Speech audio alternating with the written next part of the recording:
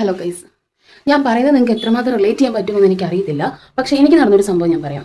ഇന്ന് എൻ്റെ ഒരു കൂട്ടുകാരി, ഞാൻ അവളെ ഒരുപാട് വട്ടം വിളിച്ചു. ചില കൂട്ടുകാരുണ്ട് എൻ്റെ കർത്താവേ വിളിച്ചാലും എടുക്കത്തില്ല.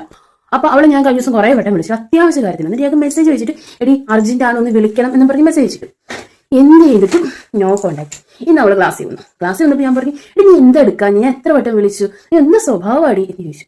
അപ്പോൾ അവള് എടുത്ത് പറയുവാണ്, നീ ഒന്നും പറയണ്ട, നിന്റെ സ്വഭാവമൊക്കെ എനിക്കറിയാമെന്ന്. എന്റെ പൊന്നോ, എനിക്കാണെങ്കിൽ എന്തോ പോലെ. ഞാൻ കാരണം അവൾക്ക് എന്ത് ബുദ്ധിമുട്ടുണ്ടായത്.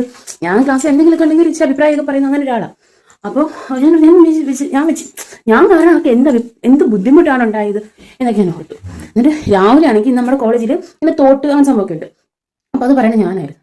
ഇന്നാണെങ്കിൽ നമ്മുടെ ഗണിതശാസ്ത്ര ദിനമായിരുന്നല്ലോ. അപ്പോൾ അതിന്റെ തോട്ട് ഞാനായിരുന്നു പറയുന്നത്. അപ്പോൾ എനിക്കാണെങ്കിൽ അത് പറയാൻ, ഞാൻ ആ ഒരു അസംബ്ലിയുടെ തൊട്ട് മുമ്പ് സംഭവമാണ്. എനിക്കങ്ങ് ടെൻഷൻ. ഞാൻ എന്താ സംഭവം, ഞാൻ ഇച്ചിരി ഓവർ തിങ്കറാണ്. ഞാൻ കാരണം എന്ത് ബുദ്ധിമുട്ട് അവർക്ക് ഉണ്ടായത്. ഇങ്ങനെ ഇരുന്ന് ഞാനിങ്ങനെ ആലോചിച്ച് തല അങ്ങ് പ്രാന്തായി.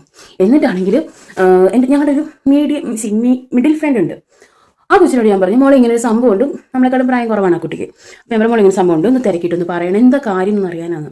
വൈകുന്നേരമായപ്പോൾ ആ കൊച്ചു അന്വേഷിച്ചിട്ട് പറയുക, ചേച്ചി കാര്യമൊന്നുമില്ല, അവൾ രാവിലെ എഴുതിക്കൊണ്ട് വരാനുള്ളത് അവൾ എഴുതിയില്ല.